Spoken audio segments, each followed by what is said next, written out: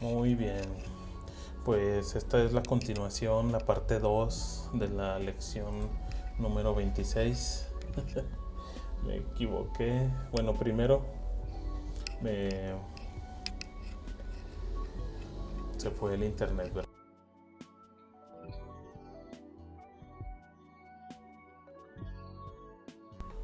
Bueno,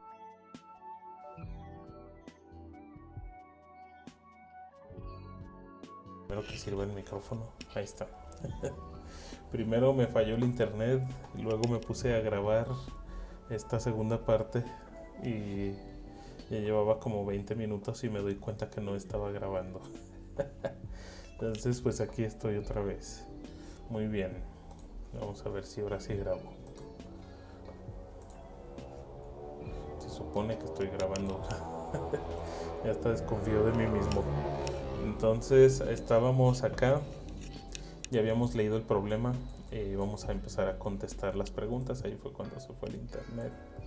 Entonces dice: describe el patrón de comportamiento de los puntos de temperatura respecto al tiempo. Y como ya lo había contestado, ya me voy a ir un poquito rápido porque ya perdí mucho tiempo en esos errores. Entonces, pues el patrón del comportamiento de la temperatura con respecto al tiempo, el tiempo está por acá abajo, es que va disminuyendo, ¿verdad? La temperatura va disminuyendo, va hacia abajo, ¿sí? Respecto al tiempo. Mientras aumenta el tiempo, disminuye la temperatura, ¿ok? Y luego nos preguntan, ¿la rapidez con la que cambia la temperatura parece incrementar, disminuir o permanece constante? La rapidez con la que cambia la temperatura parece disminuir. ¿Por qué?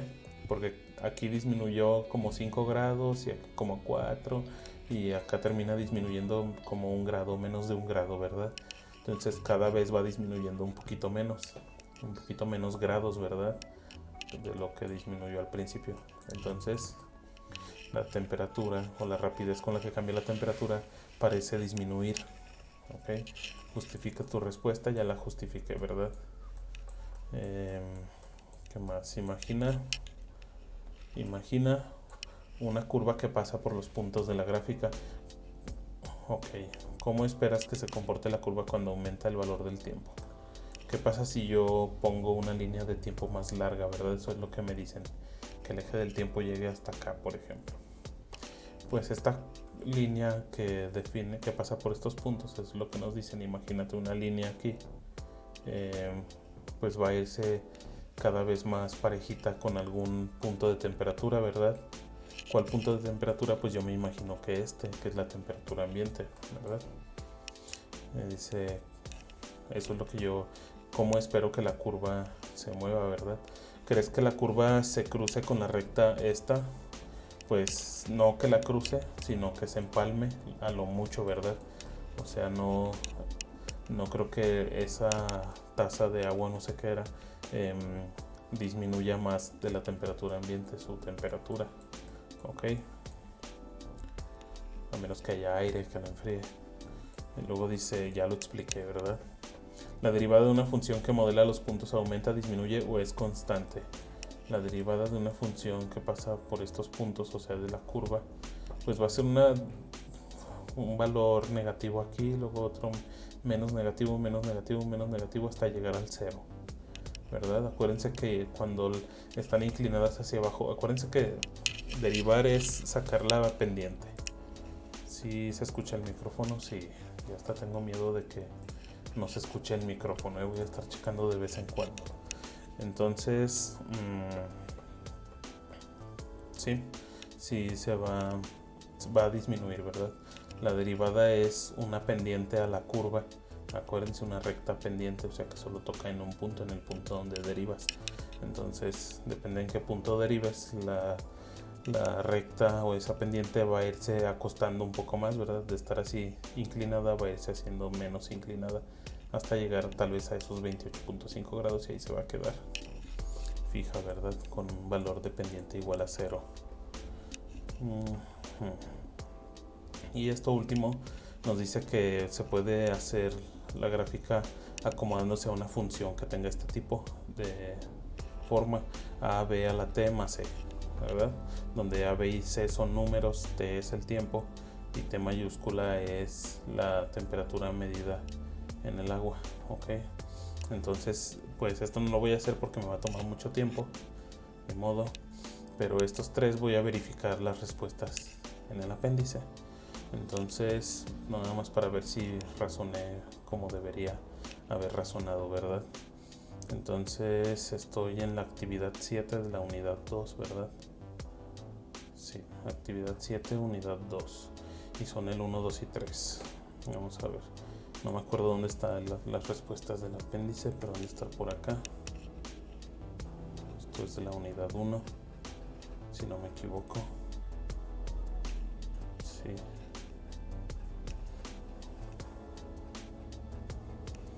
Todo eso lo resolvimos, lo recuerdo.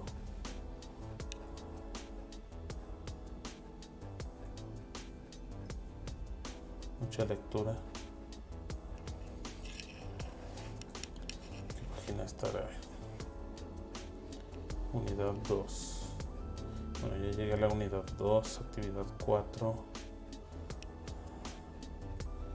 La actividad 4 la hicimos casi.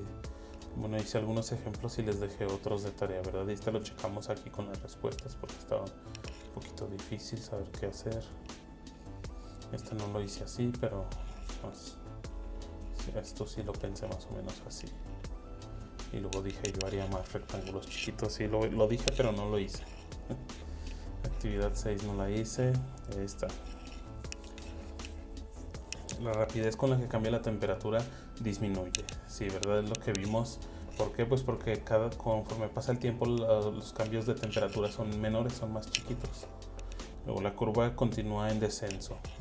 Es una función decreciente. O sea, va hacia abajo, ¿verdad? Y conforme aumenta el tiempo la curva tiende a la recta de los 21.86 grados, ¿verdad? La derivada crece, sí, aumenta, ¿verdad? Eso también. O sea, es muy negativa, pero se va acercando al cero. O sea, va creciendo o se va acostando más la derivada, ¿verdad? Y ya esto ya no lo hicimos, pero decían que más o menos era con estos valores. No sé cuánto tiempo nos hubiera tomado encontrar estos valores. Tal vez si hubiéramos hecho una aproximación, una gráfica y luego buscar cómo acomodar los puntos. No sé, pero nos hubiera tomado un tiempecito hacer eso. Entonces ahora ya no sé en qué página estaba. La gravedad lunar, ya casi, ¿verdad? Casi la atinaba.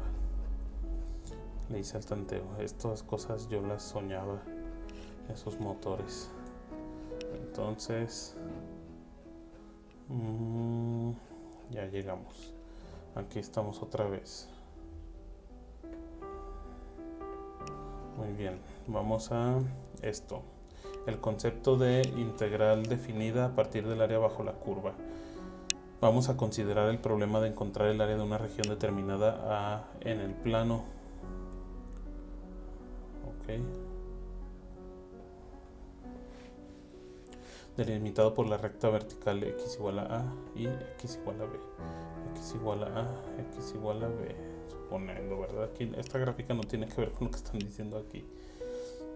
Y acotada superiormente por la gráfica de una función positiva f de x definida en el intervalo cerrado a b, o sea, de estos a b.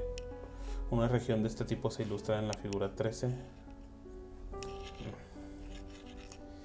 Pues sí se ilustra, pero no me están poniendo ni este x igual a a ni este x igual a b. Entonces no me relaciona mucho, no me hacen relacionar mucho lo que dicen aquí. Pero bueno, no es necesariamente una línea recta. Pues sí, pero tú ahí pusiste una línea recta porque quisiste. Bueno, no. Vamos a hacer una nosotros en Paint. Porque pues a mí no me gusta cómo hicieron esa. Ya sé que yo voy a dibujar re feo, pero acepto más dibujar yo re feo que no entender lo que dicen allá, ¿verdad?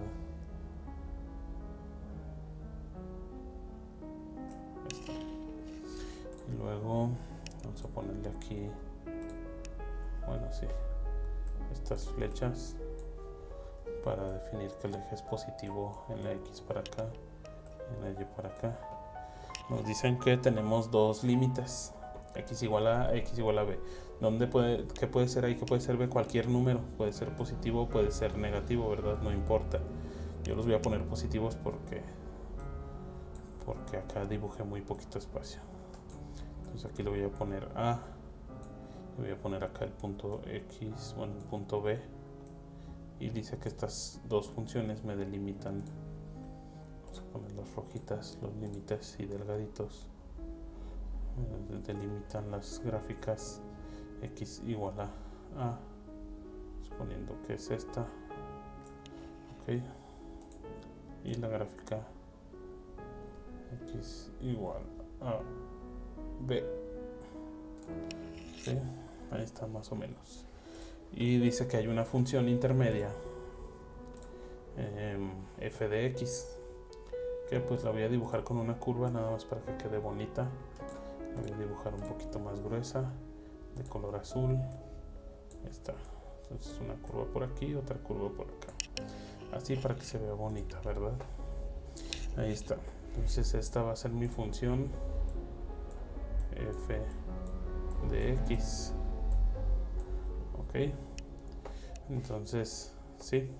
Ahora sí, yo veo, vamos a poner la lupa, yo veo que aquí hay un límite en el punto f de a. Ay, qué feo. Y otro límite en el punto f de b. Ok. Ahora sí lo veo, ahora sí lo noto y ahora sí entiendo lo que dijeron allá, ¿verdad? Este se llama, esta línea roja, otra vez lo voy a poner aquí con rojo, pincel delgado. Esta línea roja se llama X igual a y esta otra línea roja se llama X igual a B. ¿Sí? Ahí están. Y vamos a ver, ahora sí, pues ahí ya entiendo, ¿verdad? Que ellos lo que quieren, creo que mencionaron una superficie A, ¿verdad? Ellos lo que quieren es determinar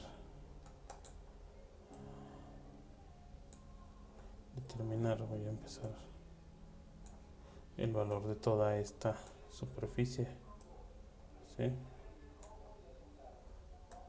Ok, esto es como un sombreado, ¿verdad? Pero ahí, ¿cómo se dice? Pues ahí muy improvisado, ¿verdad? Lo pude haber hecho mejor, pero bueno.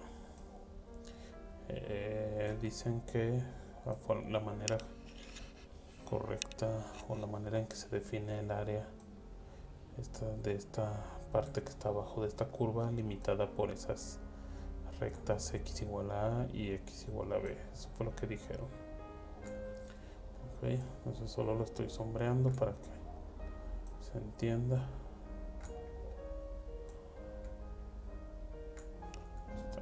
Y el último, algo así mi sombreado, ¿verdad? Y aquí lo voy a poner. Ok. Color negro, negrita. Oh, pues no me lo escribe en negro. Oh, pues no quiero escribir en negro. Opaco. Vamos a hacerlo así. Vamos a ponerle letra número 26. Color negro. Pues bueno, no la quiero escribir en negro, pues la dejo en naranja, ya que ahí está, ¿verdad? Esta es mi superficie A. Ok, ahora sí es lo que dicen aquí. El problema de encontrar el área de una región A delimitada por una recta vertical x igual a y otra recta vertical x igual a b y por una función denominada o otra función que delimita por arriba que se llama f de x, que puede ser una curva, Y ya, ¿verdad? Y por abajo supongo el eje X. Intervalo cerrado. Una región de este tipo se ilustra en la figura, que aquí no se ilustra bien eso, pero bueno. La respuesta a este problema se obtuvo gracias a una muy buena idea. Se divide la región en subregiones pequeñas a fin de que el valor de su área se pueda aproximar mediante rectángulos u otras figuras geométricas simples, cuyas áreas se sabe cómo calcular. Así es como funciona primero. Así es como funciona, 2 puntos. Primero se realiza la partición, es decir, se divide el intervalo AB en n subintervalos o de esas particiones, ¿verdad? De preferencia con la misma anchura. ¿Para qué? Para simplificar las operaciones. Y pues ahí está, ¿verdad? De A a B tiene que estar todos estos. Ahí, a ver qué es esto. Dice x0 igual a menor que x1 menor que x2, ok, hasta la enésima partición, que tiene que llegar hasta b, ok, desde la primera partición hasta la enésima partición. Y luego dice que la resta de esta partición menos la anterior, de x2 menos x1, de x1 menos x0, es igual a el cambio en x, que es b menos a sobre n, el número de particiones, ¿verdad? Esa es la distancia entre cada partición. Para ahí igual a números enteros, desde 1 hasta n. Se debe notar que la partición es x0 igual a x1 igual a x0 más delta x, x2 igual a x0 más 2 delta x. Ajá.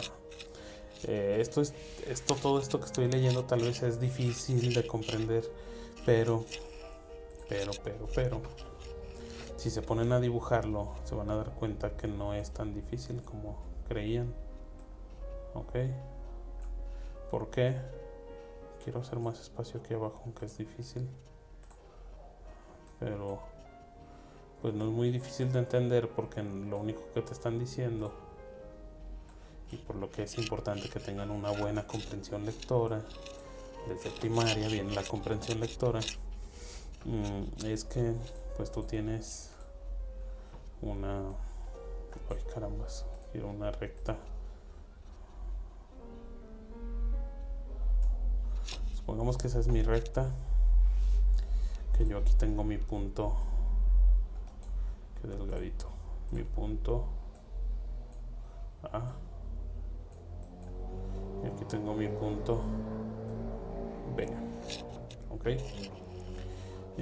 ¿Cuántas particiones voy a hacer? Pues voy a suponer que voy a hacer 20 particiones.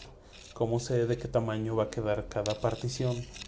Pues como te enseñaron en la primaria, con una regla, dividir una figura o una línea en muchos pedacitos iguales, ¿verdad? Tú mides el pedazo y lo divides entre cuántos pedazos quieres. Entonces, por ejemplo, esto en realidad mide b menos a, ¿verdad? Cuando b es mayor que a, b menos a. Entonces lo divido entre el número de veces que lo voy a partir para obtener pues el valor de la medida de cada uno de estos, ¿sí? Eso es lo que dice aquí al principio, esta parte. A eso le llaman delta x, ok. Entonces delta x, ok. Esto es solo una notación. ¿De dónde proviene? Pues de eso. Imagínense que yo tengo en una regla, ok. Supongamos que yo tengo una regla. Voy a poner aquí otra línea. Yo tengo una regla y que esa regla yo quiero saber o yo quiero agarrar desde los 3 centímetros hasta los 17 centímetros y quiero saber qué distancia hay ahí. Pues hay 17 menos 3 centímetros, ¿verdad? Que son 14 centímetros, ok. Y luego supongamos que yo lo quiero dividir en 7 partes iguales. Que hago? Pues divido esos 14 centímetros entre 7 y me va a dar 2, ¿verdad? Ese es el tamaño de cada división. Entonces yo cada 1, 2 divido, 1, 2 divido, 1, 2 divido, y así me voy, ¿verdad? Y debería de obtener pues 7 divisiones, ¿verdad? A lo mejor aquí no me salen porque pues no los hice midiendo, pero 1, 2, 3, 4, 5, 6 hasta me salieron de casualidad, ¿verdad? Entonces cada 2 centímetros habría una división. Aquí serían 3 más 2, 5, más 2, 7, más 2, 9, más 2, 11, más 2, 13, más 2, 15, más 2, 17. ¿Sí? De 2 en 2. Y eso es lo que pasa aquí. Este delta X representa este 2, ¿verdad? ¿Sí? ¿Por qué le ponen delta X? Porque es el cambio en el eje X, ¿verdad? El cambio o la partición que se va a usar es este delta X. Esta operación que representa, pues representa esta parte, que es el total, o sea, mi intervalo total que estoy usando, que en este caso es B menos A, en este caso son 14 centímetros, y abajo es el número de particiones. Aquí son 7, miren, 1, 2, 3, 4, 5, 6, 7, ok. Y aquí pues van a ser N. Ok, aquí se usan letras, ¿por qué? Pues porque es para cualquier situación. No importa si esto mide 1000 o mide 1 o mide lo que sea. No importa si hago 1000 particiones o una partición o 2 particiones o 5000 particiones. Y no importa si este valor es 3 o es 20 o es 0.1 o tiende a 0 o tiende a infinito. No importa, ok. Son valores y ya. Ok, por eso tienen estos nombres. Y por eso es importante que comprendan todo esto, ¿ok? Porque luego la notación se empieza a poner toda como estas letritas y van a decir, es que yo no entiendo nada de esas letras. Pues si no te pones a ver qué significa esta partición, por qué son n veces, por qué se hizo esta operación, pues sí, no vas a entender nada, ¿verdad? Hay que poner atención a estos detalles. Entonces, luego esta parte también es muy interesante. Si me voy así, como lo estoy explicando ahorita, me tomaría como unas 20 horas o 30 horas más terminar el módulo, ¿verdad?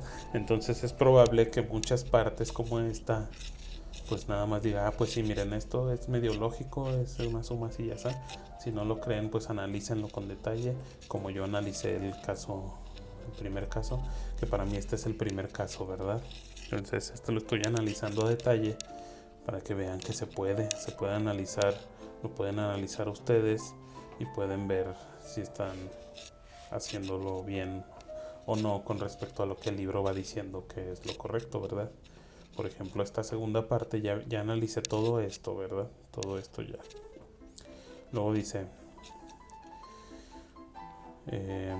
la primera parte es A, la segunda parte es la primera parte más el delta X, la tercera parte es la primera parte más 2 veces el delta X, y pues sí, ¿verdad? Si se fijan, voy a irme con este que tiene ya las mediciones hechas. Si yo me pongo en la primera parte, pues es 3, es donde empecé, ¿verdad? Son mis dos límites, 3 y 17. Y luego la segunda parte va a ser 3 más 2, 5, ¿verdad? Y luego la segunda parte va a ser pues este 3 más 2 por 2, porque ahora son dos partes, y luego 3 más 2 por 3, o sea más 6, y luego 3 más 2 por 4, porque ya son 4 veces este aumento. Este es el aumento que estamos manejando, 1, 2, 3, 4 veces. Luego 3 más 2 por 5, porque ya son 5 veces el aumento. 3 más 2 por 6, porque ya son 6 veces el aumento, y así sucesivamente. ¿Ok? Porque no puedo decir, pues ya sé que esto va a ser 5, ya nada más es más el aumento otra vez, 5 más 2, y luego 7 más 2, y luego 9 más 2. Pues sí, ¿verdad? Pero acá yo no sé qué va a ser esa suma, yo no sé qué va a ser A más delta X. porque luego voy a escribir a más delta x más delta x, y luego a más delta x más delta x más delta x, y luego a más delta x más delta x más delta x más delta x. Entonces, no, ¿qué hago mejor? Pues lo separo en los que yo conozco. Yo conozco el delta x, yo conozco el a o el x0, que este le vamos a llamar x0, y este le vamos a llamar xn. Pues yo conozco el x0 y ya nomás le aumento cuántas veces en el delta x aumenta.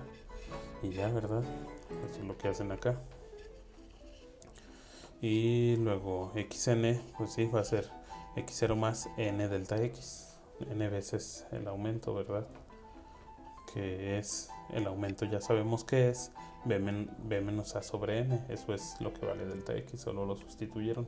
Y sí, ese valor es el límite derecho, que en este caso le llaman b. Ahora bien, si queremos aproximar el área de la recta, no, de la región A por rectángulos, entonces solo nos tenemos que preocupar por determinar el límite superior, o sea, la altura de cada rectángulo, ya que cada subintervalo representa la base de cada rectángulo. Pues sí, ¿verdad? Ya tengo los subintervalos, que son estos, que van a ser n subintervalos, y ya sé que todos van a medir esto. Pues esa es la base de mi rectángulo. Si yo empiezo a dibujar, bueno, perdón, voy a rayar poquito acá, déjenme quitar esto. Si yo ya empiezo a dibujar aquí mis rectángulos, todos de la misma anchura, vamos a dibujar otro de la misma anchura, pues ya sé que siempre la base va a ser ese delta x, ¿verdad? Ese que yo le llamé delta x. A cada una de estas yo le digo delta x. Este también tiene anchura delta x. Y todos los rectángulos que haga van a tener anchura delta x. Ok. Entonces, pues ya conozco las bases de mis rectángulos. Ya no me falta ver la altura. Ok. Y la altura, ¿cuál va a ser? Pues aquí, bueno, aquí ya lo dijeron, pero vamos a leerlo. La manera más fácil de elegir la altura de cada rectángulo es elegir el valor de la función en el punto extremo de la izquierda. Bueno, no sé cómo se ve en el video mi izquierda, pero la izquierda acá, pues sí es acá, ¿verdad? Esto es izquierda, esto es derecha, ¿verdad? Entonces, pues sí, aquí dicen toma la altura con el valor de la función en este punto para este rectángulo, en este punto para este otro rectángulo, en este punto para este, y así, ¿verdad? Y es lo que yo hice. Se fijan, la altura en este punto es f de a, que es este valor, y es el rectángulo. Aquí sería f de a más delta x, ¿verdad? Aquí.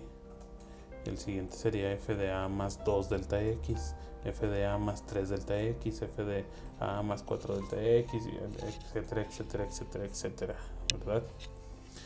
Entonces espero que lo entiendan.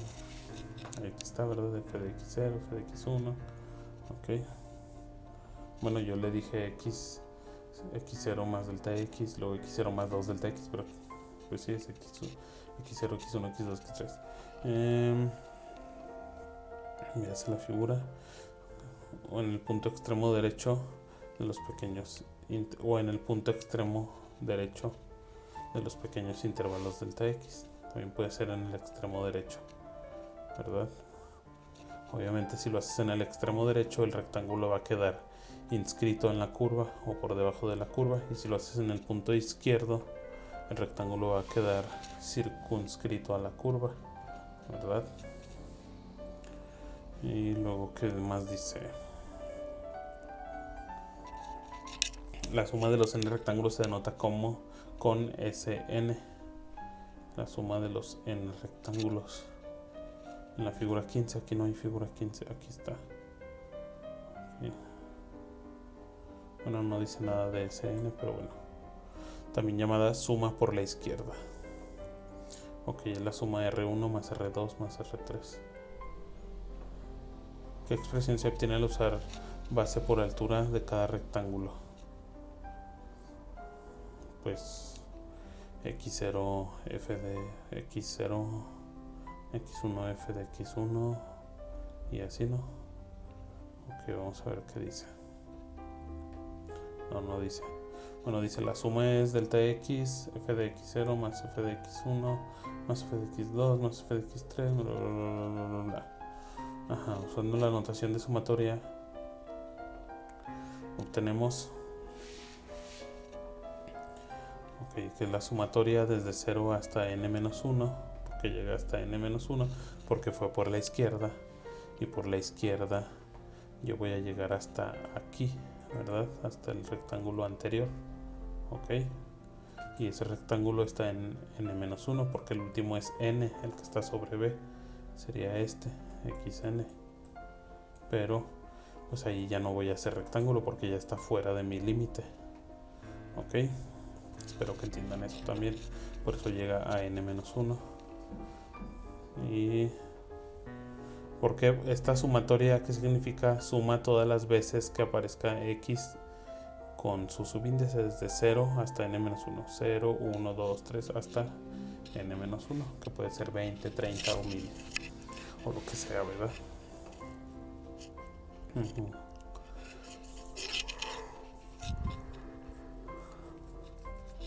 Ok, y luego aquí, ¿qué hicieron? Pues le restaron 1 aquí para quitarle el menos 1 acá. Donde i es el índice de la sumatoria f de x, y es el índice de la sumatoria. F de x, y es el término iésimo de la suma, n por n-1, que aquí no aparece y no sé por qué lo mencionan, y 1 de 0 o 1 por 0, ¿no? Son un límite superior e inferior, aquí ni siquiera los dicen nunca. Aquí solo es i igual a 0 hasta n-1. No entiendo, son los límites inferior y superior, ¿verdad? O izquierdo y derecho, límite izquierdo, límite derecho, por así decirlo, ¿verdad?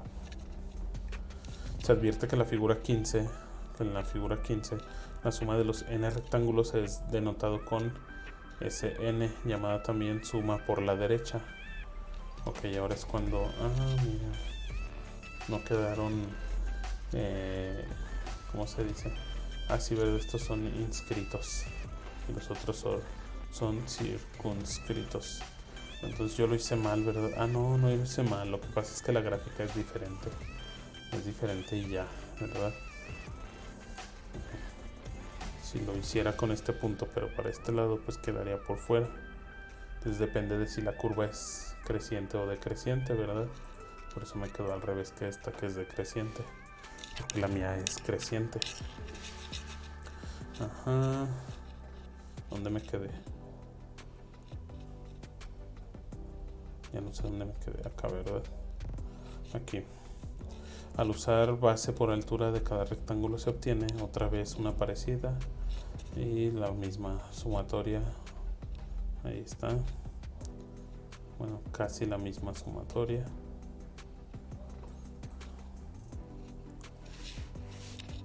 Luego dice aquí en la siguiente definición de una suma de Riemann o de Riemann o como le quieran leer, o de Riemann o como le quieran llamar, y previa a la definición de integral definida se debe observar, o sea, esto todavía es antes a la definición de integral definida, todavía ni vemos la definición de integral definida en sí, pero pues ya estamos viendo que es en un límite, cuando hay límites, ¿verdad? Y ya, es lo único que cambia. No tiene, dice que se debe observar que la función f no tiene restricciones excepto que está definida en un intervalo cerrado. Este corchete significa intervalo cerrado. Ok, si fueran paréntesis en lugar de corchetes significaría intervalo abierto. Okay, otra cosa nueva que tal vez no habían visto antes, tal vez sí. Esto es importante ya que veremos más adelante que al estudiar áreas bajo la curva se le pedirá a la función que sea continua y que no sea negativa. Okay. No obstante, la suma de Riemann no solo permite tratar el problema de áreas, sino que es posible utilizarla para muchas aplicaciones que comprenden el límite de una suma. Por ejemplo, determinar cantidades tan diversas como la longitud de arco, el valor promedio, centroides, volúmenes, trabajo, áreas superficiales, etcétera, etcétera, etcétera. O sea, aplicaciones de las integrales, ¿verdad? Definición de una suma de Riemann. Creo que aquí nos vamos a detener en la definición de una suma de Riemann para esta lección 26. ¿Por qué? Pues ahorita llevo 34 minutos, pero en el otro video ya eran casi 20 minutos, entonces ya es una hora. Entonces nada más la leo y aquí terminamos por hoy. Y en la siguiente lección ya veremos la definición de integral definida con sumas de Riemann, ¿verdad? En la definición. Y luego la vamos a ver con integrales. Entonces, hasta ahorita aquí vamos a llegar. Definición. Bueno, vamos a ver esto. La notación matemática descrita anteriormente se denomina suma de Riemann en honor a esto, ¿verdad? Estas sumatorias. En honor a el matemático George Friedrich Bernhard Riemann. Nació en el 1826, murió en el 1866 de 40 años, quien generalizó el concepto de integral definida hasta abarcar una categoría de funciones mucho más amplia.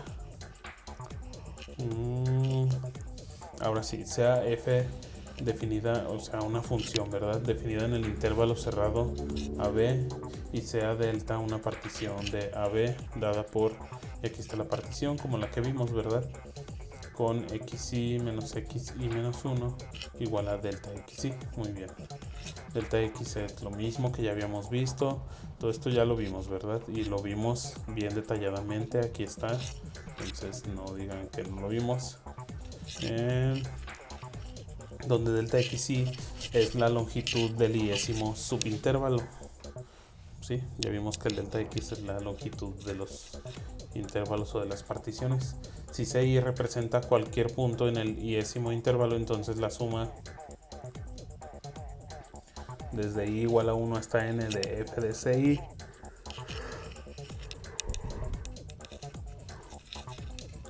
por delta xi cuando xi menos 1 es menor o igual que CI menor o igual que x, o sea, cuando lo que dicen aquí, ¿verdad? Cuando el punto iésimo